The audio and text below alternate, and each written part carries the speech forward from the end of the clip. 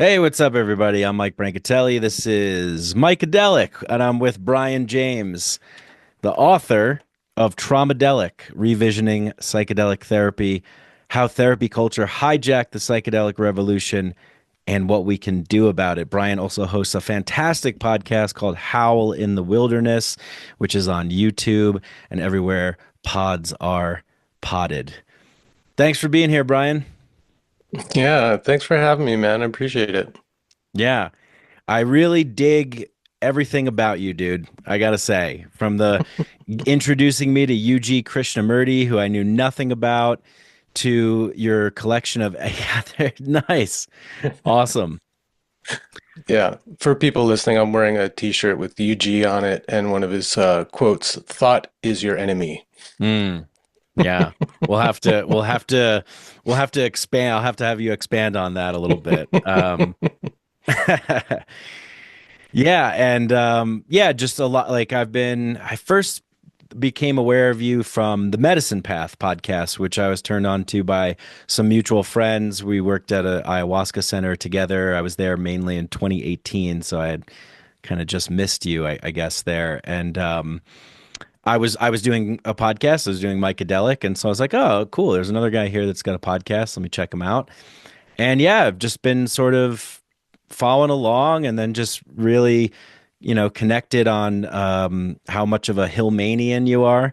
We're like the Hillmaniacs of the psychedelic, or maybe entheodelic, as you allude to in your book. And yeah, I think it's the perfect time, in my opinion, for what we're seeing in the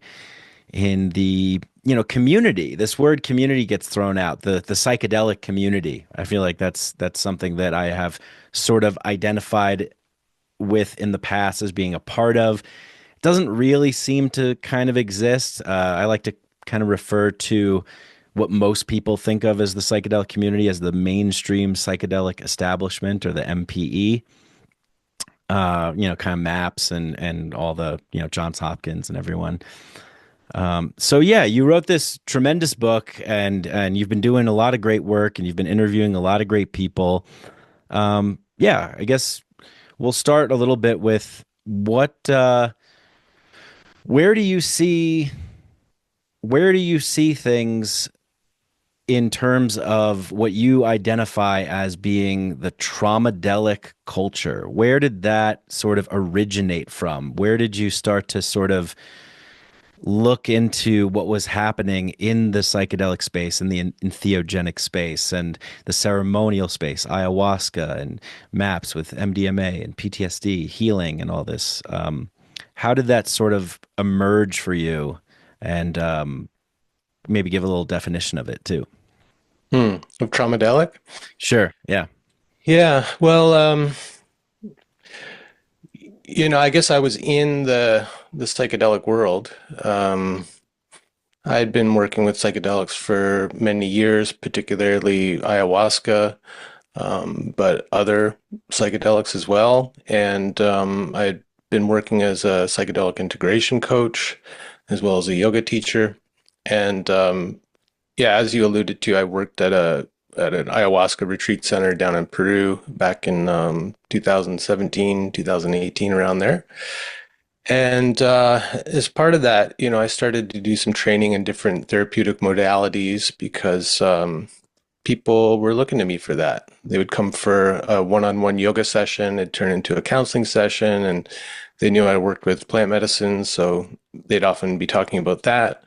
And I wanted to support people in a better way, more informed, beyond my own experience. So I started to train in these different psychotherapeutic modalities.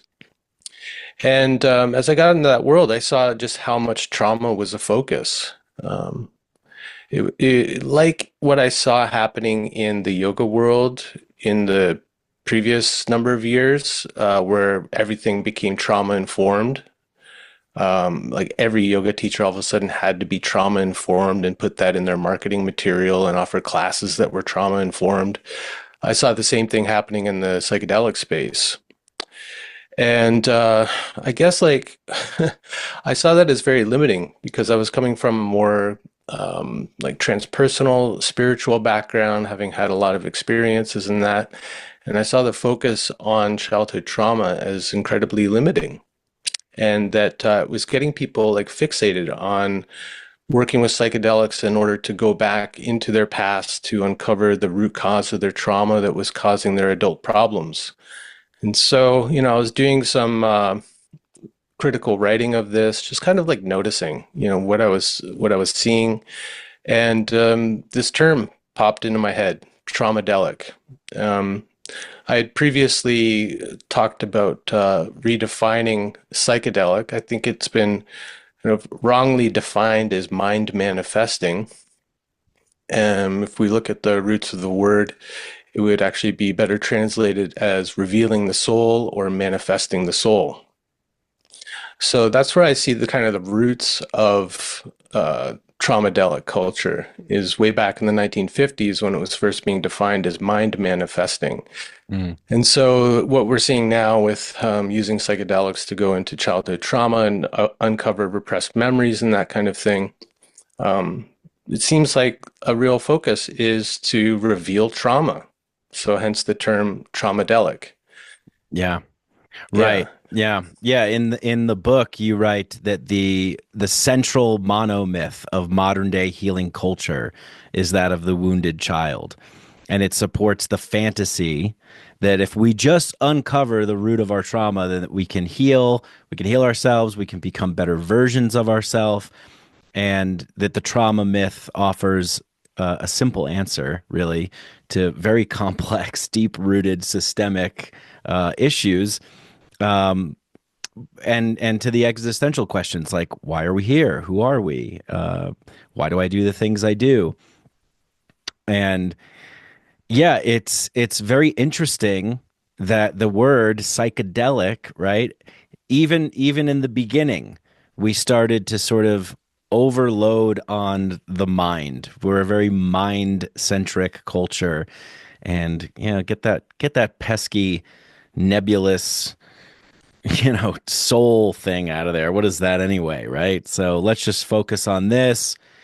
And in a way, as you get into in the book, it really serves this sort of neoliberal, capitalist, hyper individualist world that we've created. The now, what we call the psychedelic renaissance, is really just sort of the next thing after the big pharma. It's big pharma 2.0 essentially because it fits into the mind-based model. Hmm. Well, and as I write in the book too, mainstream psychiatry and psychotherapy has kind of run out of tricks. There's so much therapy going on in the world and so much more awareness around therapy, but people aren't getting any better. Mm. So like what's been happening in the industry for, the past 50, 60 years, they just keep like trying new things. And so there'll be new trends that come along. The latest has been, the focus on trauma as a root cause of adult problems. And now we've got this new treatment of psychedelic therapy. Um, so it's like the last gasps of a dying industry, I think. They're quite desperate to keep the thing going. Mm. And what I talk about in the book is the how this focus on the inner child and the wounded child really keeps people in that position of the wounded child. People really identify with it, and that has the effect of depoliticizing people. Mm.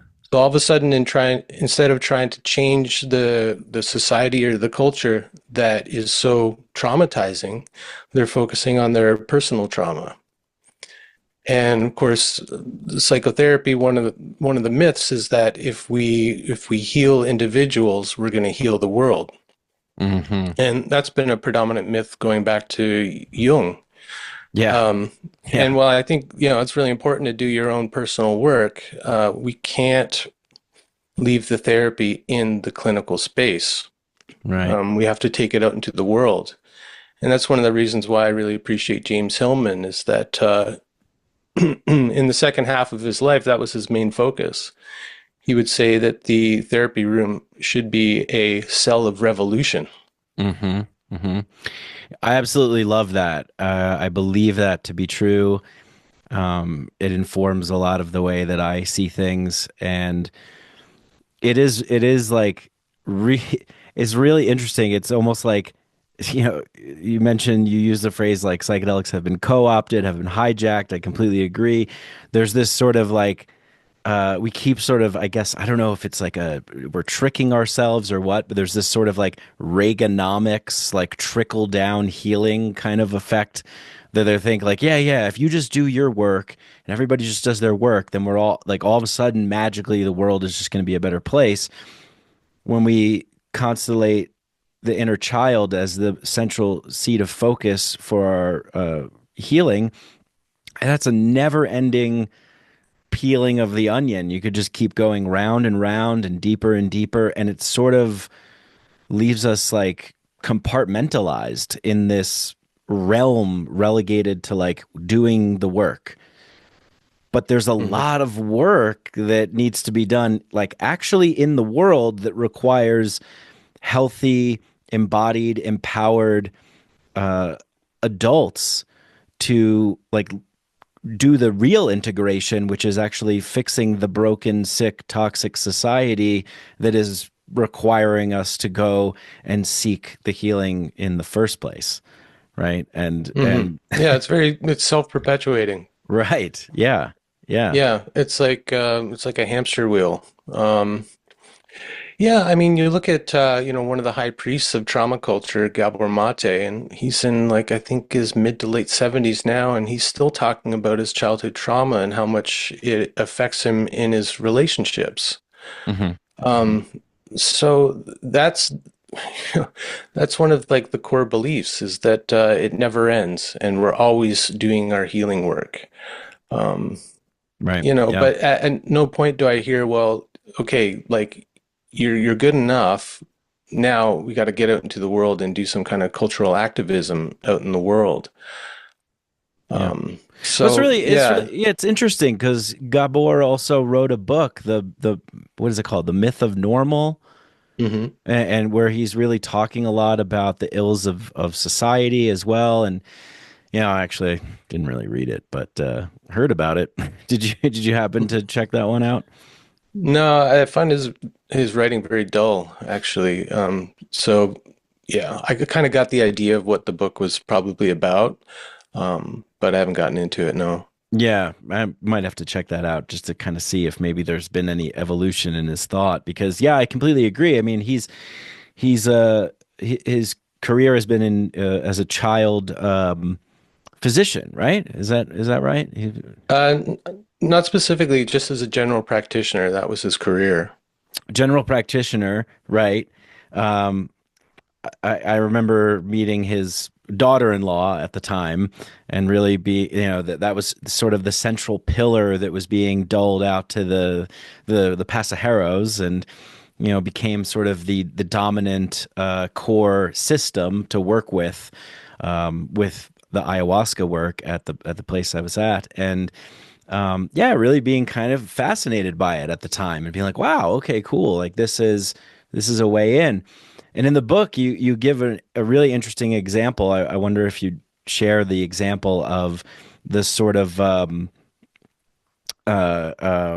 like tactic or display, the show of finding the trauma within Hmm. minutes with sort of like there's some kind of what's that guy's name who contacts the dead, and that South Park kind of made fun of him, and I he, don't he know. he would like go around and be like, yes, I'm getting a Dave, do you have a relation to that?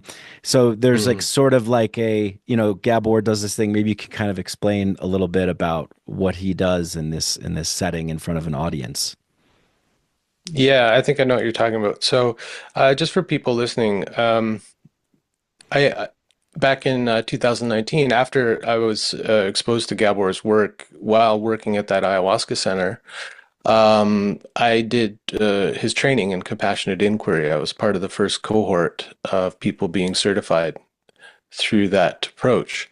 So I have like really kind of an insider knowledge of his belief system and that approach. And also, there was some really revealing stuff that happened behind the scenes during that training on practitioner calls, like supervision calls, that really got me questioning the whole thing. But I think what you're talking about is what I refer to as manufactured epiphanies. Mm. So anyone that's seen the recorded presentations by Gabor on his compassionate inquiry, will probably have seen some example of this where he'll ask the audience, uh, who here had a happy childhood? And if somebody's brave enough to raise their hand, because you kind of know what the answer should be, but if someone defiantly raises their hand, he'll call them out, and he kind of makes a bet with the audience that I bet within like 5 minutes I can show you where their childhood trauma is. And so he'll take them through this very kind of directed inquiry about their childhood. And really, whatever comes up can be attributed to childhood trauma. So, like in one instance, I had a happy childhood. Oh, are you so sure? What was your relationship like with your father? Well, he wasn't around so much. He worked a lot. Well, there's your trauma right there. Um, and you could kind of see the audience get behind this, like, oh, it's like a big reveal.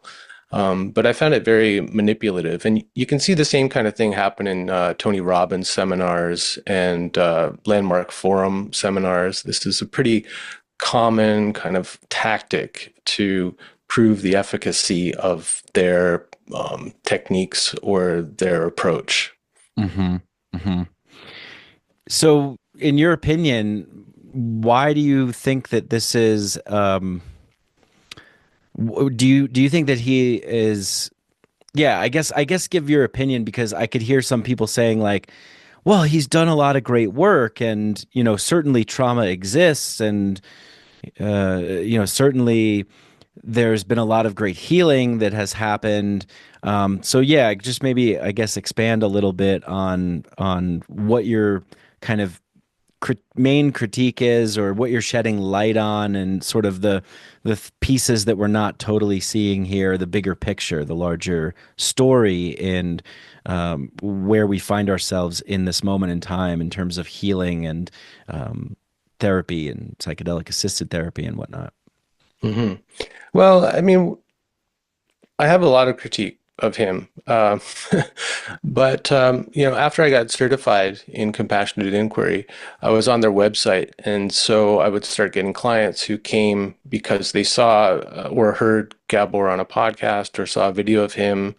They got kind of really hooked by this idea of childhood trauma being the root cause of their problems.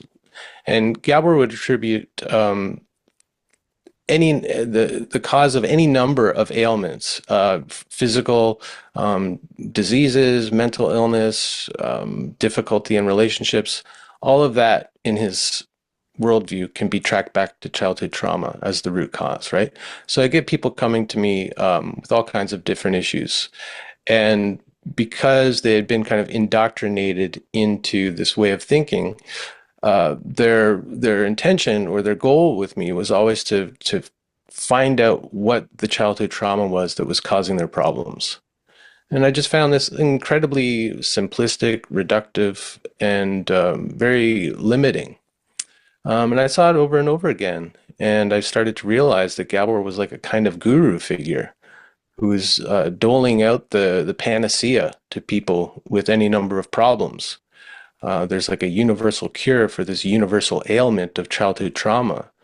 And in his worldview, everybody suffers from childhood trauma to some degree, whether that's what they call little t traumas of like abuse, emotional neglect, that kind of thing, to big T traumas like war, natural disaster, that kind of thing.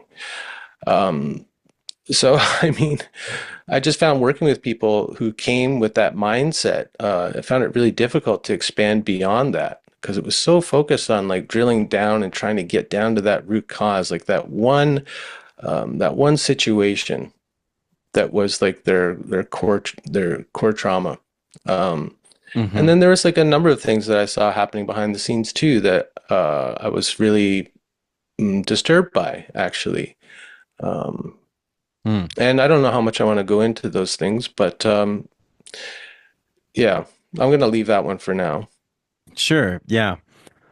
Um, so yeah, this kind of relates a little bit to UG Krishnamurti, where he says, if you don't have a problem, you will essentially invent one to feel alive. Um, and there's this sort of like conditioned conditioned way in which we exist in our culture today, in our society, really for a while now, that it's like problem solution, right? Like it's almost like, okay, childhood trauma is the new chemical imbalance, essentially, right? Like you have a chemical imbalance in your brain, you have ADHD or ADD, just take this pill, boom, there you go, problem solved. Um, yeah, we seem to sort of be always geared to have some kind of problem that has an easy explanation for it, when in fact there's a lot more to the story. There's a lot more to the like when you zoom out and look at all of the entire world that we're in, and a lot of the problems that we face of being a human being in the world, that it's not so easily just attributed to one thing. But that being said, there's big business in that, which Mhm. I suppose you feel also, I agree, like is probably why it's so hard to sort of like suggest new ways that take take away the incentive structures and systems for people who are operating in this model. It almost seems that whenever we sort of go, oh, here it is, this is the problem, okay, here's the solution, and then a whole industry gets, gets mounted up off of all of that. It's almost Mhm. as if, like, have you talked to other practitioners about this, and how receptive are people? Because I personally feel that when I talk about this kind of stuff, people kind of get a little glazed over, and they're just like, oh yeah, okay, yeah, that's kind of true.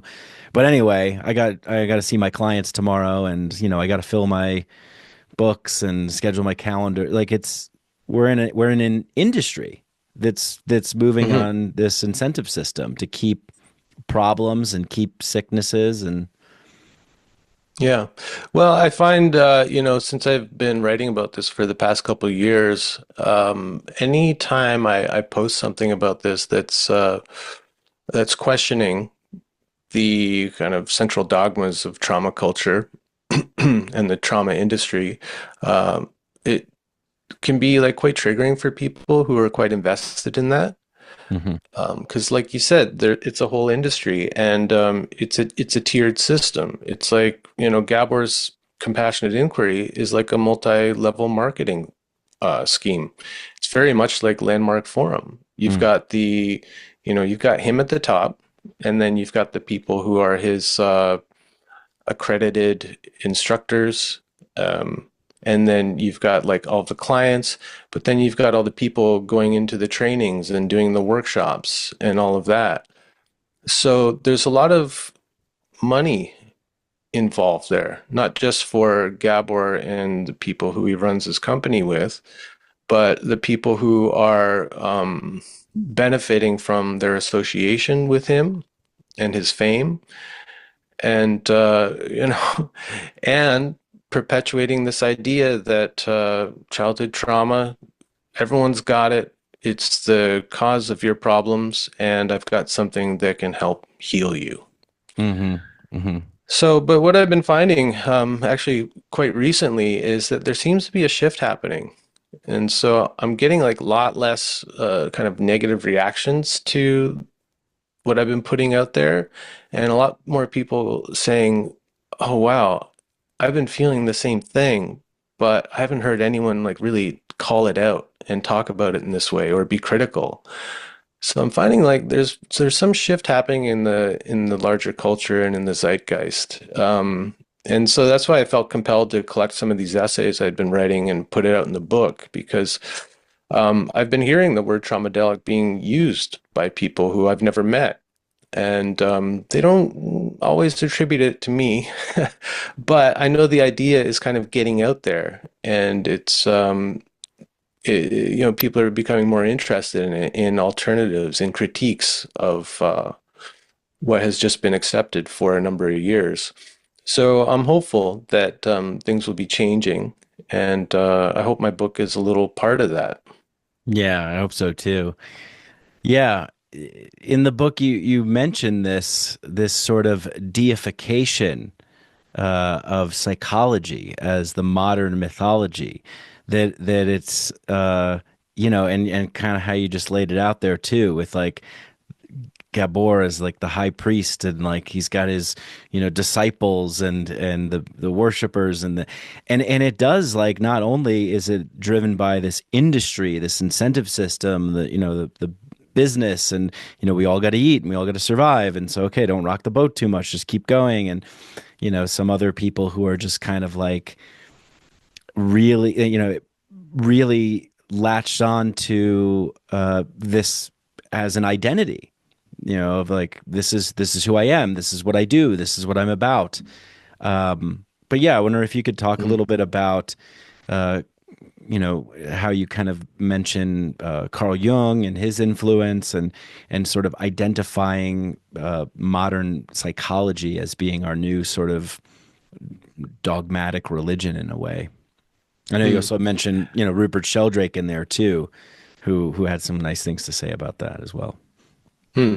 Well, I do say that psychology has become like our modern mythology, and that follows from Carl Jung, who said, the gods have now become diseases, and it's like, back in like pre-Christian times, if something was ailing you, you would likely attribute that to some kind of spirit or deity that was unhappy that you had kind of pissed off along the way.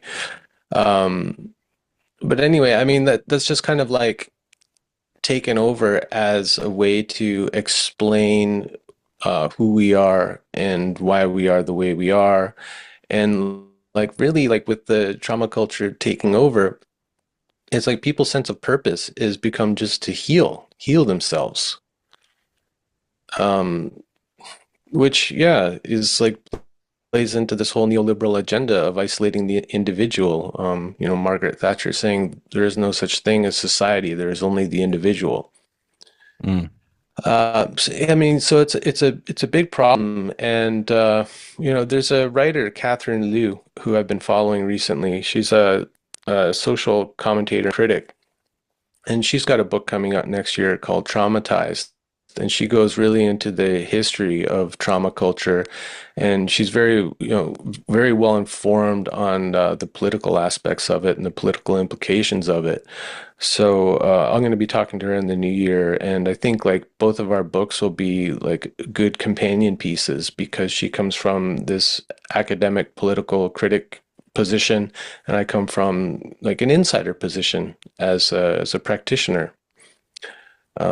Yeah, that's So going to be yeah, interesting. yeah, and I think like just as I get older too, like I just turned 50 and I'm just becoming like more and more politicized as I get older. Mm.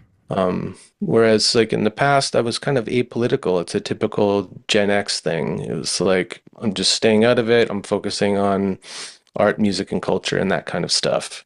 But I don't know. I just find as I get older, I'm like taking a look at what's going on and just wanting to speak up more and be more involved in creating, more awareness and hopefully some kind of change. Mm. Mm. Yeah, do you think that's because maybe when you were younger, you were like, well, what can I do about it? It's so big, I got to focus on my stuff. And now, what's the realization now? Like, oh, I actually can make a difference, or Well, I know that I can make a difference, at least in a small way, in my local community. And, thanks to the internet and the work that I do, like through the podcast and the writing, really being able to get out there in the world, I know that I can make a bigger change beyond just my kind of local circumstance. So I just feel like it's an obligation to take advantage of that and to do whatever I can to try to shape culture in way that sometimes like when I talk to people about their purpose, I talk about it as like a negative calling. So like the thing that you long to see in the world, the thing that you're grieving due to its absence in the world, is actually calling you into taking action, into doing something about it, to adding, contributing something to the world that you see as lacking. A lot of responsibility there. Yeah. Well, I mean, what else are we here for? You Right. know? And Exactly. so for me, it's like all of the things that that I want to see in the world, rather than, like when I was younger, just kind of complaining about it and lamenting about it. Now I just feel this obligation or this urge to try to do something about it, you know? Yeah, well, that's great. I love that. I feel the same way, and I feel that it is of utmost importance. That it's not some ancillary piece to healing, to living a life that is worth living, to being feeling good and enjoying your time here on this planet. And we have been so disconnected from that, as if, we live in a very compartmentalized society. We hear politicians sometimes pay lip service to, like, when the Dalai Lama comes, oh, he said some nice things. That's great. Okay, let's call up Lockheed Martin and order some more bombs. It's like the fact of the matter here is that when we are addressing things being constellated in the root of the inner child, then we're always positioning ourselves as these sort of victims that are helpless to really make any changes to these things that seem too big for us to be involved with. Like I said, oh, that's a lot of responsibility. Well, yeah, it's a lot of responsibility when you are an uninitiated, man child or woman child, Mhm. constantly doing your own individual work and living in that sort of victim mentality, telling your story of your suffering, and not really kind of looking around and looking at the environment and being like, wow, things are kind of messed up here. Maybe the environment is playing a part in this as well too. Like maybe I think it was in we've had 100 years of psychotherapy and the world's getting worse. It might have been Ventura who made this comment, like the environment is like is striking back and saying, oh, you've disconnected from soul, and there's no you live in a world that is sort of devoid of soul, disrespecting the environment, disrespecting the landscape, the territory that we live in, and it's sort of coming back onto us and sort of affecting us, and then we're going and we kind of Mhm. Yeah, well, that's one of the things I love about Hillman is that he wasn't coming from like a really kind of lofty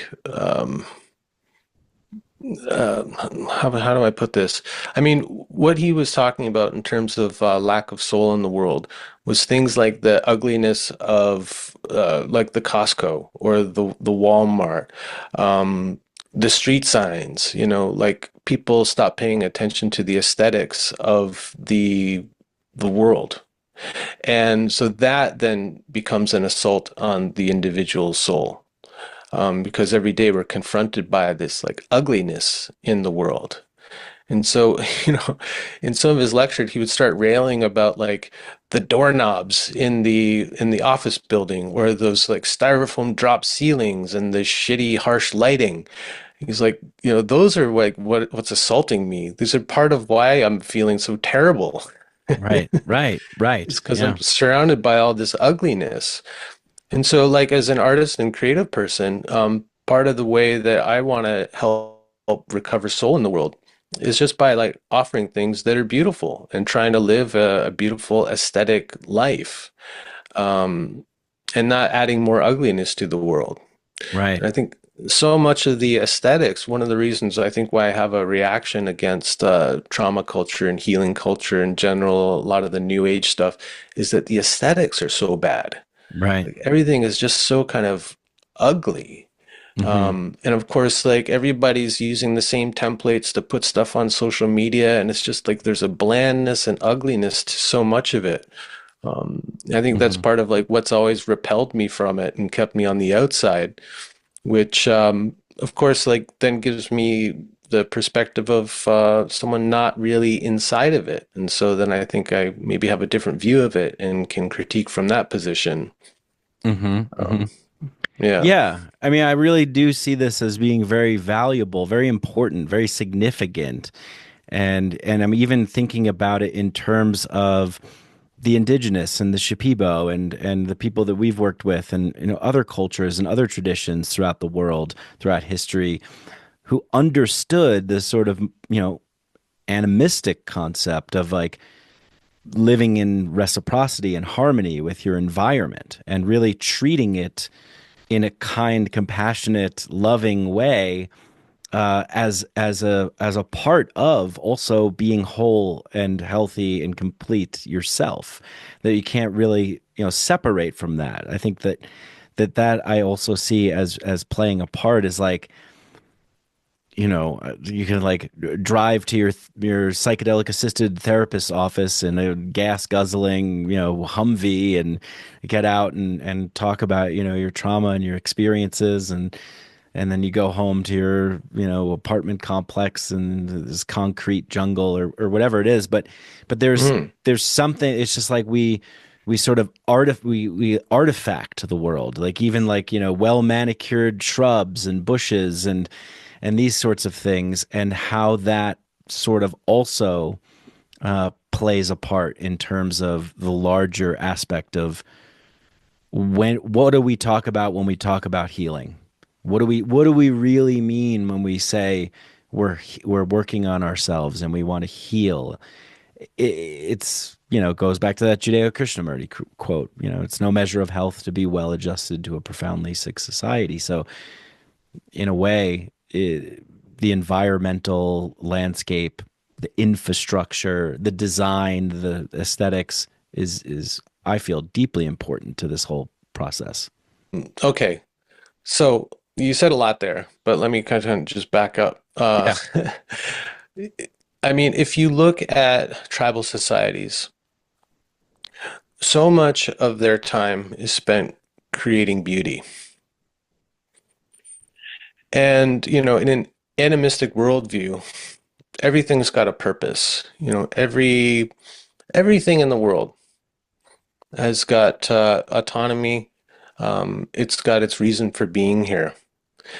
And I think, this is where I feel in alignment with a lot of those worldviews is that I think like humans, our role is not to be stewards of the earth. That's a pretty grandiose thinking, is that we're here to take care of the earth and protect it. Well, protect it from what? We only have ourselves to protect it from, right? Like if there's no humans, the world is going to be in a pretty good balance. But I think like maybe one of our roles here is to be appreciators of the beauty of the world and to create things that are a reflection of that beauty and to give it back to the world. It seems to be one thing that humans are pretty good at is creating arts and crafts. There's kind of like no end to human ingenuity and creativity in that way. Yeah. And so if you look at tribal societies, they're spending most of their time creating beauty through song, dance, the Shipibo tapestries, pottery, carvings, storytelling, like and so I think like, how do we heal the world? How do we heal ourselves? Well, we've got to heal the world because if we look to biology, a fundamental understanding is that an organism can't survive and thrive in a sick culture. Hmm. Hmm. And so why should we be any different? Hmm. So maybe like what we should be doing is trying to make more beauty in the world, Yeah. and then through that, not becoming so sick by living in that sick world and not trying to adapt to the sick culture like Krishnamurti was referring to, Hmm. but Hmm. just trying to make the world more beautiful. That would seem like a pretty good use of our time here, Definitely. Definitely. you know? Yeah. And probably like a lot easier on the ecosystems too. Yeah, and a lot easier on people. You'd be Yeah, less exactly. stressed out, less anxious, less worried. Because what's the rush?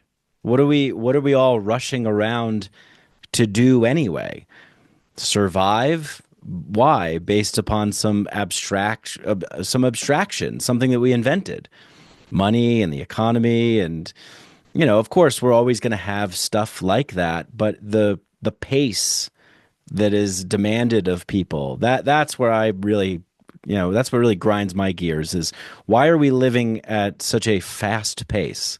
It seems to be unnatural, very unnatural, and people Hmm. have all these diseases and ailments and conditions, and it's like, well, yeah, you could be and this is where I take issue with the psychedelic community, particularly like the Silicon Valley tech bro, microdosing, Burning Man, billionaire bros, where it's like, hey, you can microdose, you could take psychedelics, you could smoke, 5 MEO on your lunch break, and you're going to be a more productive and efficient worker to, increase efficiencies to keep you in the cage. Hmm. And it's like, Or to create more crap. create more Like crap, stuff we don't look at need. look at all the junk on Amazon. Um, And there's Temu. just yeah, there's just so much, or Alibaba. I mean, there's just so much garbage being made, and so we're spending so much time creating junk, Hmm. and it's kind of a junk culture because people are just consuming it, and it's disposable. So you always need more, and it's trying to fill some hole that it can't fill. Because I think what we're looking for is beauty and meaning, Hmm. and not very much on the marketplace, offers a an answer to that, you know. Hmm. So I just think like the whole thing is kind of we've got it all ass backwards.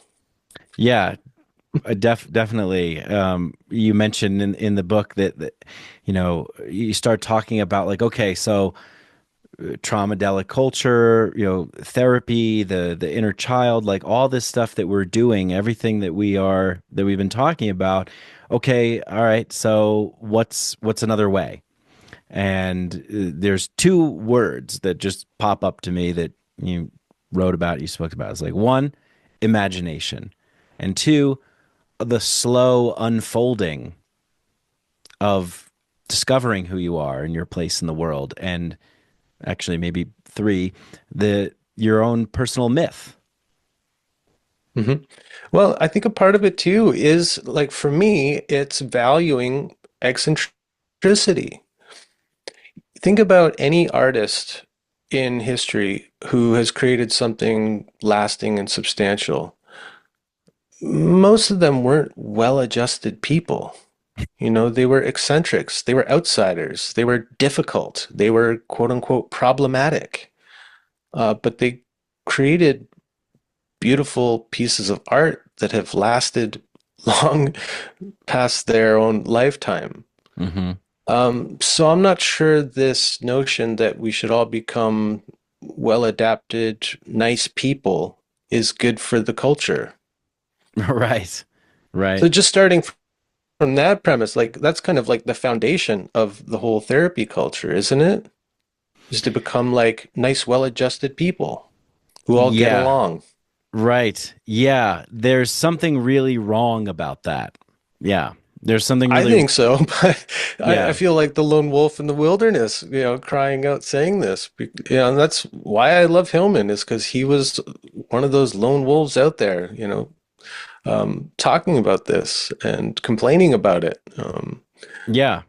Well, it's boring. It's boring. I don't.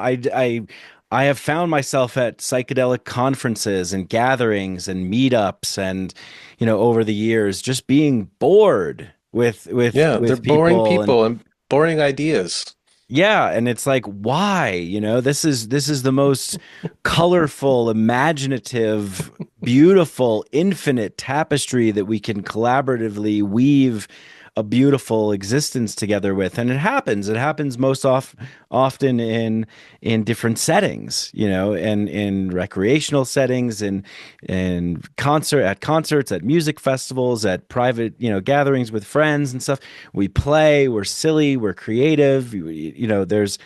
There's wonderful art that's being made, and then there's like, okay, but let's talk about healing. It's like, well, what's the difference? This is healing. This is Hmm. living a life that, like, that feels good. That feel like Hmm. my soul is thriving. I feel alive. I feel vitality. I feel love. I feel connection. In the book you mentioned, like, people who are having profound experiences, and then gathering with the community afterwards, as being like that. I remember that being like one of the most exciting parts of being at the ayahuasca center, was the people that you got to know and that you developed connection with. And there's this Well, and sense telling the stories telling this. from Yeah, your journey, yeah. not sitting around in the integration circle telling the story of your traumatic childhood, but telling about like the wild adventure you went on in the Maloka, Hmm. right? Yeah, yeah, totally. Yeah, But and like then, yeah, what you're walking. talking about, like with Yeah, healing, first, like I'm a student of language, right? And I yeah. think like that words have so much like history, and they're kind of like teachings in themselves if we dig into the words and not just use them unconsciously. So we're always using this word healing, but healing, where does it come from? Well, it means at its root to make whole. And wholeness doesn't mean perfect. Wholeness means everything. So if we don't include, all of our flaws, our eccentricities, all of the things that don't make us nice and adapted, well adapted people, that is really healing. Mm. Right? But there's this idea that healing is like everything's like all kind of all the rough edges are polished off and you fit in well into this particular society, which has comes with a whole set of expectations about how people should be or how good people should be. And like I find that very boring. It's very homogenous. It's it's very beige. And Yeah. my negative calling is like I want to live in a soulful world with soulful people because that's where I find meaning, and that's what gets me excited is having interesting conversations with people, reading interesting books, watching interesting films, all of it, Hmm. Hmm. Yeah. not the kind of bland monoculture stuff, or the superficialities of how we relate to each other in this particular culture. I want more. I've always wanted more ever since I was a little kid. Hmm. Hmm. So, that's what I'm advocating for. Yeah. Yeah, More definitely. strangeness, more weirdness, more eccentricity. Hmm. Hmm. And then within yourself, part of like doing your own work is being able to accept that and actually maybe to appreciate that rather than expect other people to conform to your idea of what is good and nice. Yeah. Yeah, Right? You follow me? totally. Yeah, exactly. And I think that with as particularly American culture, and I don't know, maybe I'll say the Western culture, whatever that means, but like, there is this sort of like illusory layer of niceties that we all sort of, we imagine that the world will be a better place if everyone was just nice and kind Hmm. and gentle and compassionate and empathetic and well balanced. And yes, to a degree, but something that I've been doing is like imagining. I love movies, and I'll watch a movie and I'll be like, there's conflict in movies, there's drama, there's characters. When we call people like a character, oh, that guy's a real character. It's like, I like characters. We like stories that have complex narratives and dramas, and they're aesthetically pleasing, and the cinematography is beautiful. And Hmm. And I imagine sometimes like when I was watching a movie the other day, I'm like, well, if he had just expressed himself honestly and truthfully and was compassionate with her situation, then well, then you don't have a movie. You don't have the drama, right? You don't have like, if in Yeah. Lord of the Rings when they gathered at the Council of Elrond, if they were all like, Sauron is devastating the world, raping and pillaging, but what's coming up for you right now in that? There's nothing really we can do Uh, about it, but yeah. let's just go within. We'll all stay here. I mean, the whole there would Hmm. be no Lord of the Rings trilogy. The whole thing There would are be no just Jews. Um, but what you get is what you see in a lot of movies and books and TV shows now is people speaking therapy talk to each other, Mm, and a lack of eccentric characters, you know. And I think, like, I don't know, culture, do we still appreciate that? I know, like, in my generation, we definitely appreciated eccentric characters. hmm. I don't know if they do anymore.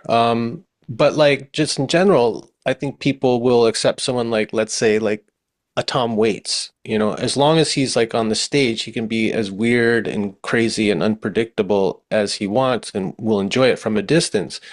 But most people don't want Tom Waits for an uncle, you know, coming over for Thanksgiving dinner and getting drunk and telling his stories that he's told 100 times. So there's like not only like a lack of appreciation for eccentric characters, but there's a lack of tolerance for that too in our current culture. Yeah, Um, right. and that's something that that's one of my laments, you know, is the Sure. Yeah. blandness. You know, I live in Canada where it's like it's a kind of Anglophile British culture. You know, we're part of the Commonwealth, so we inherited a lot of the cultural norms from there, and so uh, niceness is very valued here. Mm, But what that leads to often is passive aggressiveness because everyone's on the surface projecting this kindness, niceness, but underneath, so many people are seething with rage. hmm. Hmm. And you see it come out in all kinds of ways. Yeah. So I don't know. I'm advocating for wholeness. It's like what Jung said. It's like, I'd rather be whole than good. Yes. Yes. Me too. Right. Yes. The complexity of what it really means to be a human being, messy and all, right? Hmm. You do your best and you try your best to be a good person, whatever you can do, and be authentically yourself. And I think that this is also a trap in the traumadelic culture and the psychedelic assisted therapy space, that there is now a blueprint of what a healed person or a person on their path doing the work should sound like, should talk like, should act like. you know Anger's no good. You can't express anger. You can't be upset about anything. And how does it relate? What's really coming up for you, around Yeah. this?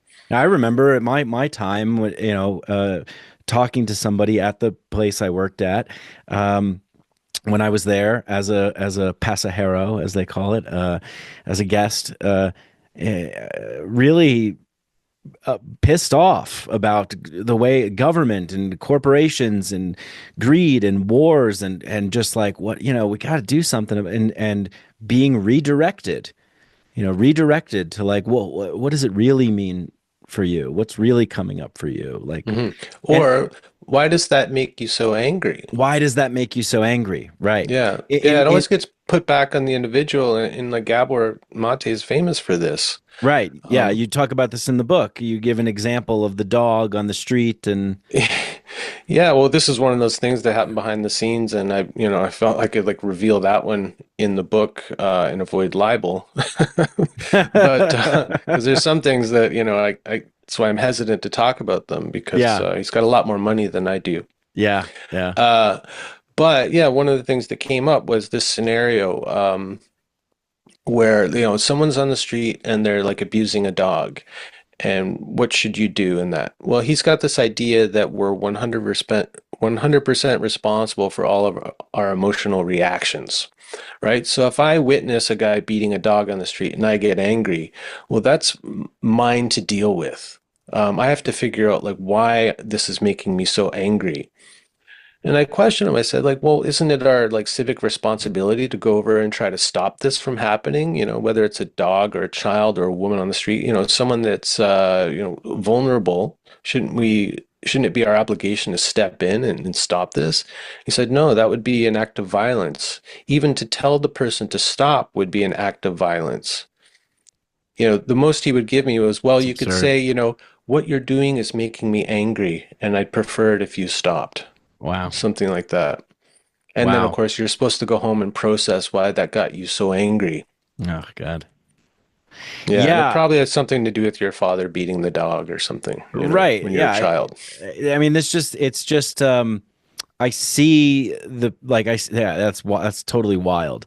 And, for me, I'm just kind of like, that's crazy. Like, that's Hmm. insane. That's insane. That's totally insane. And, um, and I see so many people sort of like being indoctrinated into therapy speak and all of this stuff. And like you were saying, it sort of like just overcomplicates things. And it actually winds up like spinning us out into even more things to work on and solve and fix, and it becomes Well, this culture. yeah, look, lack of authenticity, that kind of the phoniness. Hmm. You know, I have a strong reaction to it, I think, because one of the things that we really valued as Gen Xers was authenticity and realness.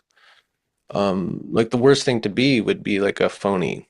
Hmm. Um, And I see it in like in the therapy culture and the psychedelic culture, a lot of phoniness. People Hmm. trying to like uphold this persona of the calm, cool, detached, enlightened person, Mm. using this therapy speak in a very passive aggressive way.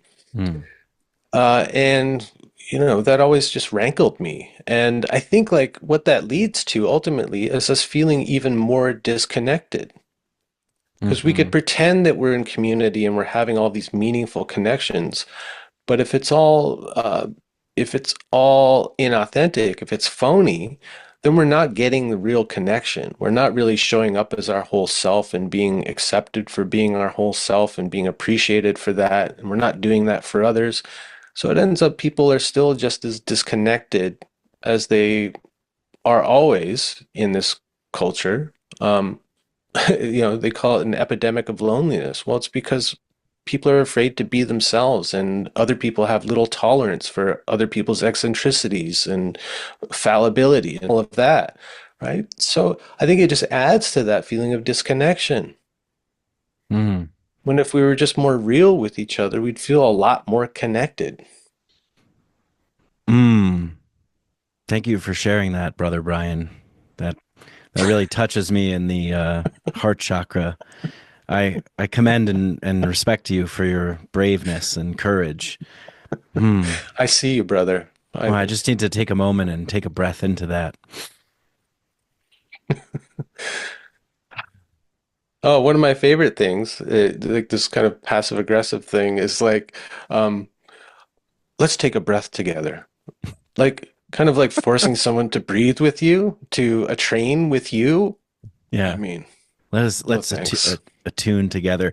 It's very interesting, and here we are, kind of, we're poking fun at it, which deservingly so, and we're inside of it, right? I think it's a lot more difficult for people who are not inside of it to really grasp and get. But Well, there, sure. yeah, Yeah, just to acknowledge that there's a lot of people who aren't like you said insiders. They're not therapists themselves, or they're not psychedelic facilitators or whatever. They're just people who are desperate for help yes, there because you go. they feel terrible, right? And that's Right. what brought me to therapy and psychedelics, beyond the recreational use of psychedelics in my youth, in my 30s, it was a midlife crisis where I felt completely desperate and reading all the self-help books and everything wasn't helping me. So I was desperate enough to reach out to a therapist and then to start to work with ayahuasca and all of that. So I totally get, yeah, if people are listening to this and they're not insiders and they're going, but like, I need help and where else do I turn? So yeah, thanks for bringing that up. Yeah, yeah. It's important to bring up because, at the end of the day, people are doing the best that they can. Most people, of course, you got your charlatans and your narcissistic sociopaths out there, like you're always going to have, but most people are doing what they think is the best thing for them to do, and they want to do it the right way because we've all been Hmm. conditioned to do things the right way, the nice way, the appropriate way.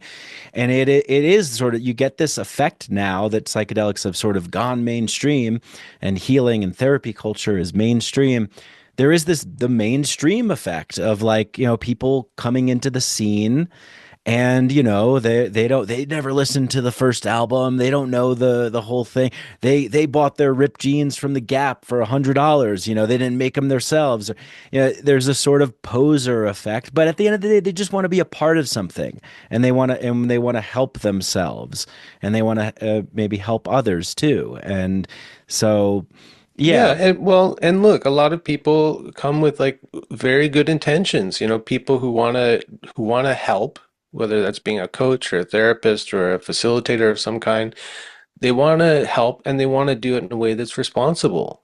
So I think like a lot of people drawn into the whole traumadelic culture or trauma culture have like really good intentions. They want to be responsible as helpers. And so from the top down, if the authorities are saying everybody needs to be trauma informed now, and wow, we've really discovered some new things about trauma and its effect on neurobiology and childhood development and all of that. The thing is, none of that stuff is very substantial, like those theories. They're just theories. Hmm. And because, we live in such a celebrity-oriented culture, Hmm. when you've got people who are on a big stage and, millions of people are listening to them, people see them as an authority. And, they want to be responsible. So they go to the authority for best practices, right? So I don't blame those people like on the front lines who are just trying to help, in a very kind of sick and fucked up world. They're trying to do their part to help out. I really, the focus of my critique is the people at the top. Hmm. The people who are making millions of dollars from this industry. Yeah. And if they were really the bodhisattva like people that they kind of tell people they are, I just want to help heal the world, that kind of stuff, then they would be, if they really believed in their therapy, they'd be offering it for free. Because haven't they already made enough millions? But no, it just keeps growing and growing and growing and growing. I'm very skeptical of people who have that much thirst for fame and wealth. Hmm. Hmm. Definitely. Yeah. And I wish my hope is that more people see that, because I feel that it often gets overlooked and just sort of accepted as like, well, yeah, this is the world. You should be able to make money, and you sell, books, and you sell tickets, and yeah, it's always rubbed me the wrong way, this sort of luxury healing. The the the the the very thing that we are sort of critiquing is the society and the culture that seems to have a great deal of sicknesses to it, which we then go to seek healing because we have all these anxieties and these traumas and whatever, and problems and issues, and we don't know who we are, what we should do, and our meaning and our purpose. And then we go drink ayahuasca, and we get a business idea, and then we create a business, and it's sort of like, okay, well, yeah, we're taking the same sort of structures, and just now implementing them into the language and the format of healing, and Yeah. retreat centers, and get a colonic at the retreat center, and have a luxurious buffet of food, and a beautiful view, and go zip lining or whatever. Yeah, I think I know what you're saying. Like the way I think of it maybe is, you know, if we recognize that the culture is making us sick, why would we go to something that's a product of the sick culture and that helps to perpetuate the sick culture to be Hmm. well? Yeah. Wouldn't logic or common sense say that if it's the culture that's making us sick, that we need to go outside of that culture in order to find ways to be well, or we have to step outside of the culture itself as, first step toward healing from the sick culture. Sure. So But all this stuff, the trauma industry and the psychedelic therapy industry is a product of the sick culture, right, right, right. and it perpetuates it. Exactly. And all of the solutions that it offers are contained within the borders and boundaries of the dominant energies and incentive systems that guide the neoliberal capitalist structure that we all find ourselves in. So to go outside of that, you go, okay, well, cool. Like I went to Peru and I went to Costa Rica and I went to Bali and I had these experiences. I went outside of it. Now I'm offering these things to help other people heal their traumas, which are very personal and inside. You know, I've made it out, and you can too.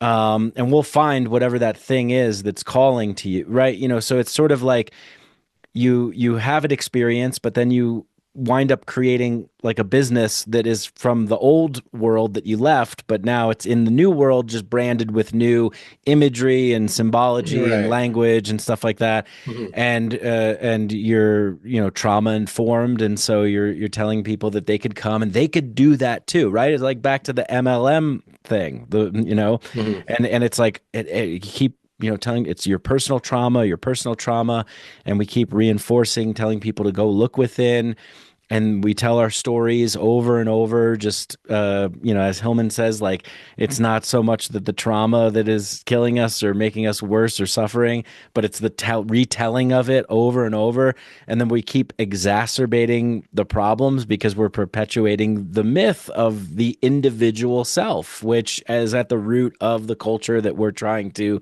get outside of but wind up back in. Mhm. Yeah, Hillman said it's not so much the memory of our childhood trauma that's hurting us, but it's the traumatic way we remember our childhood. Yeah. And that's part of this whole trauma narrative. Um, yeah. I'm not sure what to take where you what you're laying out there, but Well, oh yeah, go one thing ahead. that came to mind is if you've somehow found like if you've found your way outside the system that's making you sick and you've become well, I don't think the move is to move to Peru or to move to Bali or Tulum or something like that. I think it's our responsibility as people from this culture, if we've been able to step outside of it and get well enough, is to go back into the culture and not play into the big game, but to remain a kind of somewhat of an outsider in the culture, like one foot in, one foot out, or something, like that saying that's attributed to Jesus. It's to be in the world, but not of the world. Hmm. So to be active in the world, but not be completely formed by the world, Right, right? right. Yes, exactly. I want to get into this because it's another part that I think is immensely important in the book. You mentioned that one of your concerns is about going to other cultures in search of healing. The We're in search of healing, that we're actually spreading our sort of modern sickness, our disease of modernity. And if we buy into the idea of soul loss as a source of so much of our suffering, then wouldn't the prescription to be to recover soul? Um, Mm-hmm. and I want to get into this idea, and I want to also get into the idea of like really, yeah, like being a part of your place, where like there's something very, when we're nomadic and transient, I mean there's great benefit to being able to travel and go places, but when we're so nomadic and transient, we sort of don't really care. We can't possibly care deeply about where we're from and the local laws and rules and regulations and the what they're doing to the local river and things like. We're just like, oh yeah, well that sucks. I'm moving to Bali, right? Mm-hmm. Anyway, I kind of brought up two ideas there, but Well, really, I know you have a tendency to do that. You throw a number of ideas there, like, okay, which one do I play with? Um, yeah. yeah. So, okay. Yeah, because there's a whole thing about exporting our sickness to other cultures and all of that. And that is a big problem. I do talk about that in the book and get specific about it, how that was done at, say, the ayahuasca center that we were at, with having the Shipibo indigenous healers, uh, making them go through a landmark forum training so that they were more trauma informed, Mm. which is like a form of colonization that it's like smack my head. I can't believe the people perpetuating this don't see what they're doing. And, you know, but yeah, Well, now, just talk a little bit about that. yeah, When you say okay. they don't see what they're doing, what are they doing? Well, they're imposing these ideas on people who are supposed to be the experts in healing. But what they're doing is trying to cater to a Western audience who is completely obsessed with childhood trauma, right? So then the idea is that, well, we need the indigenous healers to understand this and to get to know that kind of language. Because if you went to the indigenous healers, they wouldn't be really listening to your story about your childhood trauma. They'd diagnose you in ceremony, see where your energy is out of whack or blocked, and they would work to straighten it out using the plant spirits and songs. Hmm. Hmm. Or if there was some kind of malevolent entity attached to you, they would do their best to exorcise it from you, to remove it from you. It's not, there's zero talk about your childhood going on in those situations. Right. Yeah. So it's not really good business for a center that's catering to Western people who are completely obsessed with this idea of healing their childhood trauma, right? Hmm. So forcing these indigenous healers to learn this language and to use the language and use these Western models, I see as a form of colonialism. Right. And the overly sharing and talking about things, and a lot of times they don't have the sort of reference or the context to really understand too what we're saying or what we're talking about. No, exactly. And so I'm saying is like this at this particular retreat center, they were trying to get the indigenous people on board, all speaking the same language, right? Right. Which Right. to me is like an imposition. Because yeah, it's this sort of colonialist imposition in a way, because it's good business to cater to the guests and their ideas and presuppositions. Expectations and all of Yeah, that. like Yeah. I am going to this, sort of. I remember one of sometimes I cut myself off too, but I remember, this is the point I'm trying to make here, is that one of the guys at my first retreat was like, the healers, they're like gods. They're like gods, like the deification of these pristine, noble healers that are here to serve our ailments, and the sort of mythologizing of like they live in the jungle and they're in touch with this spiritual Yeah, energy. yeah, yeah. That's just like the typical kind of Western Right. romanticization of the savage, it's that same old stuff. Right. But like the healers in these tribal cultures, they're like car mechanics. Yeah. It's just their specialty is like energy and entities. But like, so would you expect your car mechanic to not get drunk at night or not to be a womanizer or, not to swear or anything like that? So when these, Westerners go down with these romantic visions of the noble savage, and they, sometimes they see like these healers like acting out or, being regular people on their cell phones or whatever it is. And they get really kind of disturbed by that, you Yeah. know? Drinking a I'm can like, of why would Coca-Cola. Yeah. yeah, why would you expect them to be any different than your car mechanic? Mm-hmm. Mm-hmm. They don't they don't the best ones I don't think don't pretend to be holy enlightened beings. Mm-hmm. They're just doing their work, and their work happens to be energetic healing. Mm-hmm. Mm-hmm. Yeah. Well, it seems that we really like that story. I mean, that's in a lot of mythology, is like meeting the wise elder, the guide, the guru, the Yoda, right? But I think in our culture, it's more about it making me feel special. Right. Right. So if I paid all this money to go to the Amazon or wherever, um, I want to bring home that story of this wonderful, beautiful healer that I met who helped me with my childhood trauma. Yeah, yeah. I worked at a local center that egregious practices, as far as I'm concerned, like really coaxing people to give positive reviews, recording video testimonials of them like immediately after ceremony.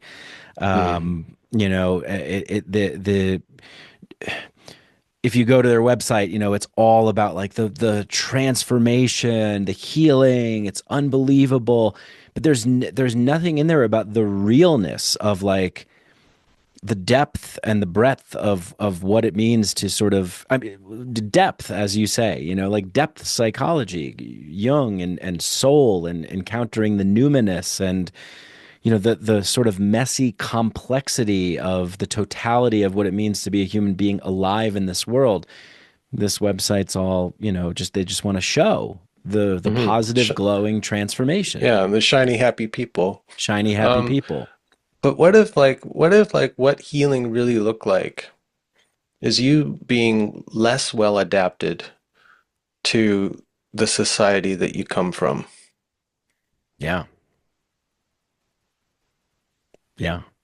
You think that would sell? No. but see that's the big predicament in a For way. who?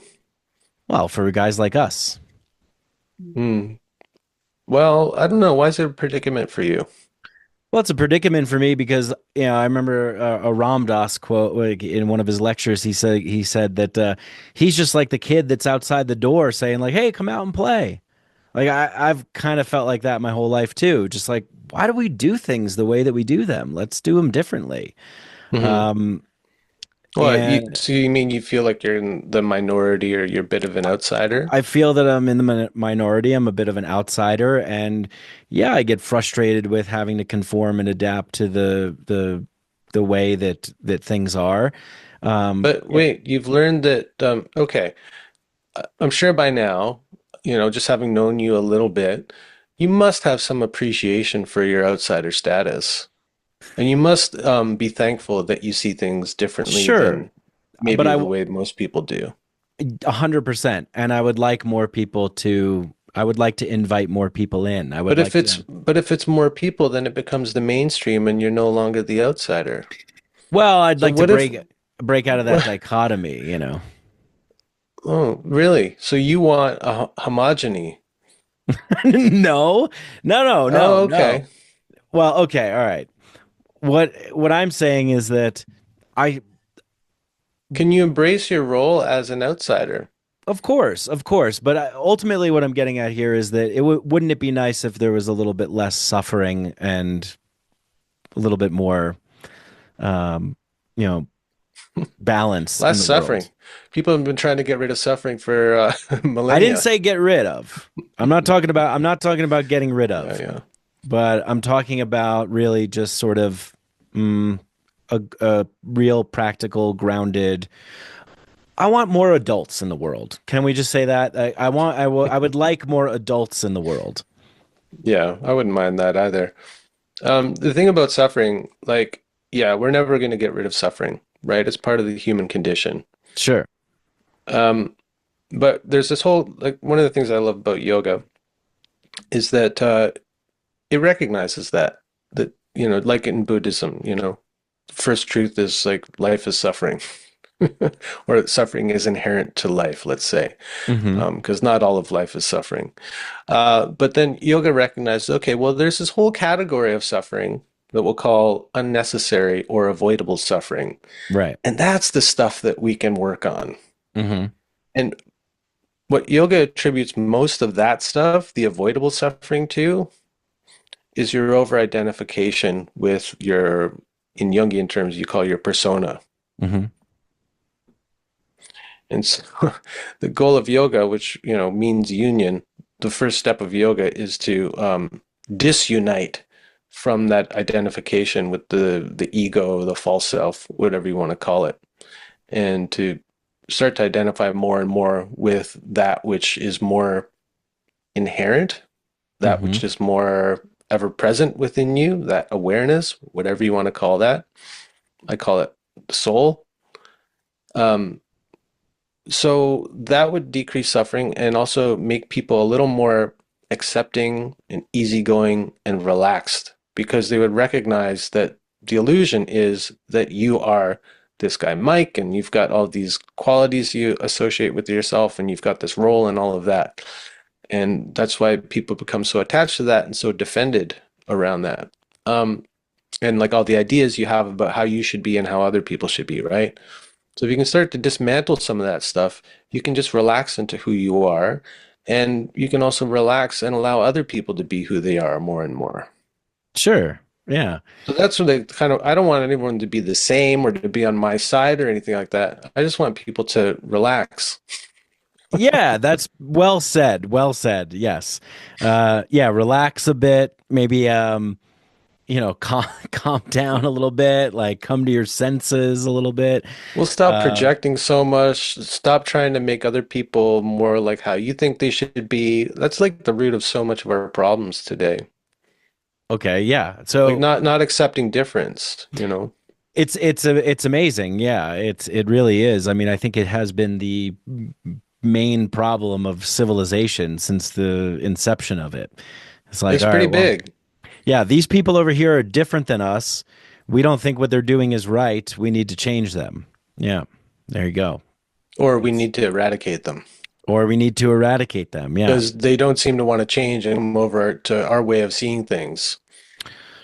Right, right. Yeah, exactly. And so that is in our world, as you mentioned in the book, you're like, if this new healing focused psychedelic renaissance is truly a rebirth, then I think we need to seriously consider what kind of culture this nascent modality is being born into and who is acting as its midwife.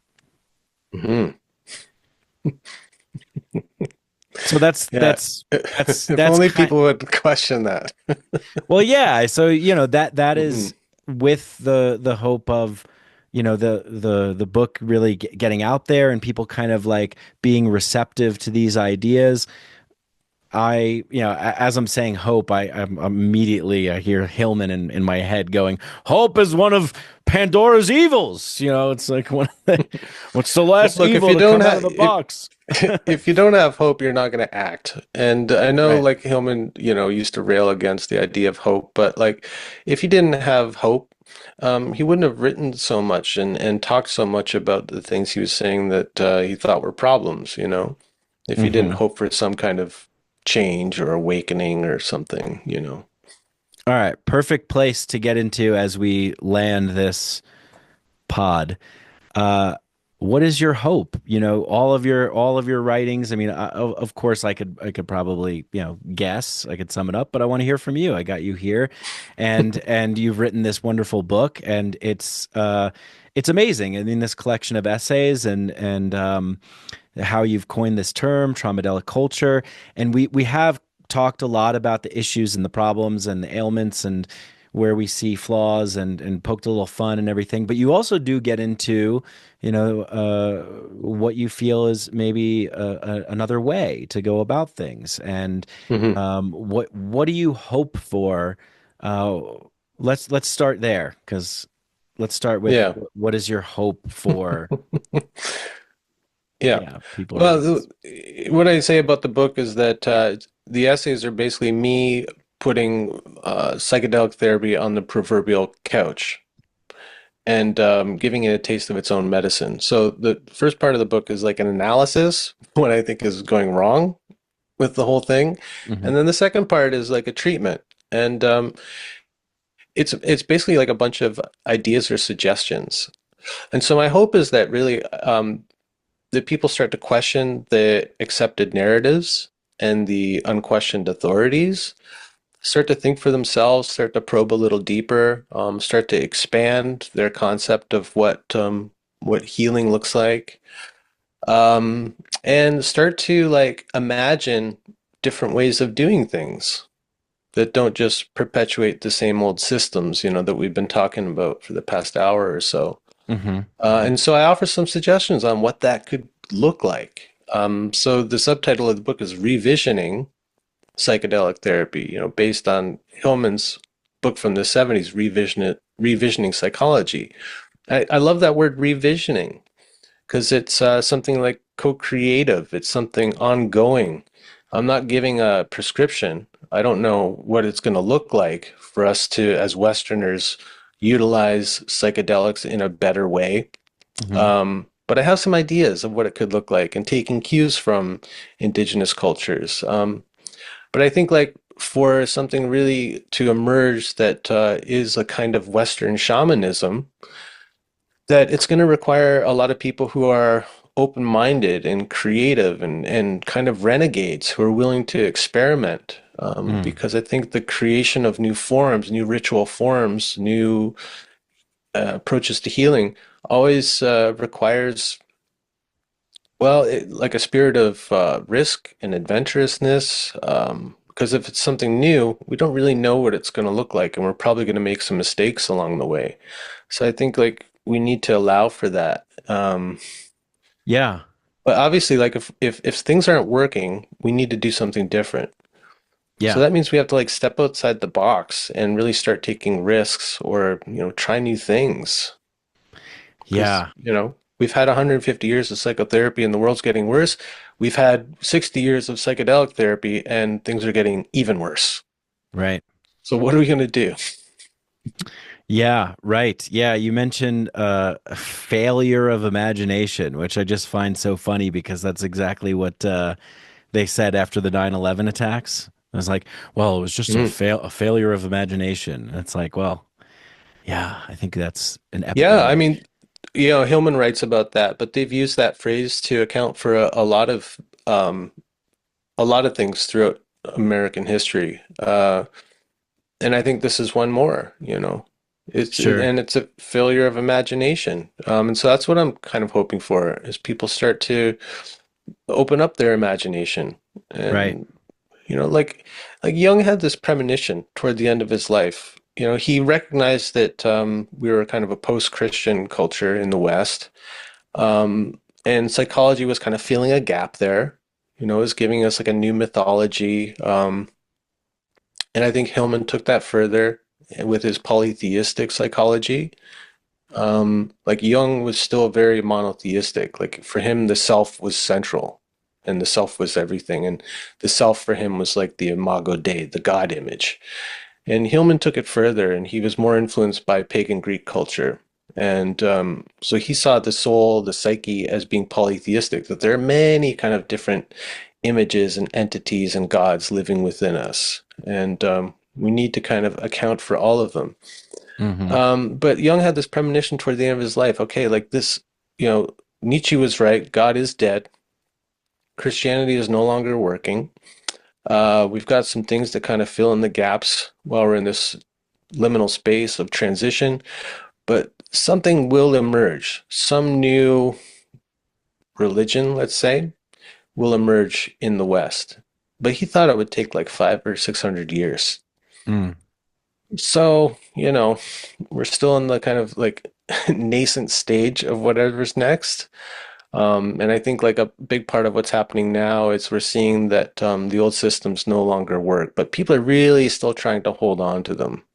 We've got a whole new crop of people who are converting to Christianity now and trying to like keep that thing going a little while longer. But I think for the most part, people see through it, Hmm. or Hmm. it's no longer working for them or whatever. And people are experimenting now with all new different ways. And so there's a lot of messiness, and people get down on the New Agers for being like too like dilettantish, going around cherry picking things from here or there. But like people are trying to build something new for themselves, some kind of new spiritual identity or spiritual system that works well enough for them to deal with all of the suffering that's inherent to life. And so you can't blame people for that. And Yeah. I just want to see more of that, like more kind of innovation, more more questioning of what's been kind of handed down to us as uh, as truth, you know, and that Hmm. includes the kind of the myth of trauma and all the rest of it. So, Yeah. Yeah, that's I do think that it's we sort of have been in this like constrictive, conservative-ish safe space for a little bit. Particularly Hmm. in the sort of psychedelic consciousness, spiritual community of like, all right, let's not rock the boat too much. Let's not pull a Leary and get this whole thing, thrown Hmm. away, right? But I'm starting to see, I think this is the right time for this book, for sure. Like the wheels kind of like turning a little bit. People being, I mean, you go on Instagram, you go on social media, you go out into the world. I mean, there's, people channeling the Arcturians from, the ancient Atlantis mysteries, this thing, that thing. I wonder, I mean, if it's we are looking for imaginative, fantastical stories to participate in a way to sort of also be a part of being the change in the world and making the world a better place. And people are sort of finding it, but it does come with also having to take that risk. And sometimes it's going to, be really messy and maybe catastrophic, you know.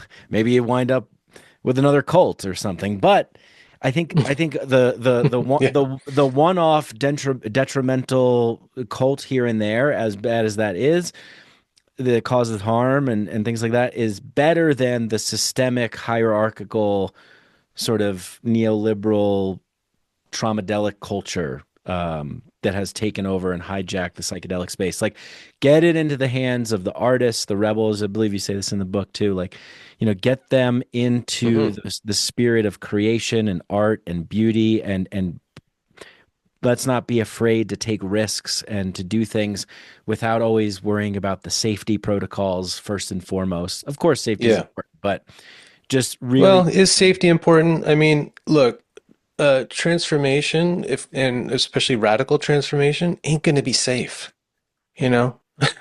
Yeah. It should be dangerous, or it has to be dangerous. Um, and that's where like real transformation has always happened, out on the edges, outside of the safe space. So like people blame Leary for a lot, the kind of the kind of whatever breaking down of that first psychedelic revolution. Hmm. And because of his antics, it forced it underground. Well, I think that's where this stuff belongs. Hmm. Like just going back to, can we have something that's a product of a sick culture be the thing that makes us well? No, I don't think so. So, I think we have to work outside the system. We have to work in the underground. And that's Hmm. where the real innovation, the real healing is going to happen. Well, I will be howling in the wilderness along with you. Thanks, Uh, brother. yeah, my howls may be a little bit more tangential, but they'll be howling. Well, I really appreciate you having me on.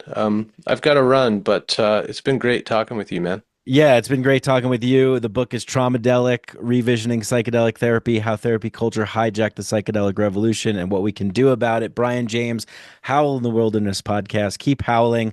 I'll keep howling as well. Thank you for being here, and thank you everybody for watching and listening. Until next time, peace.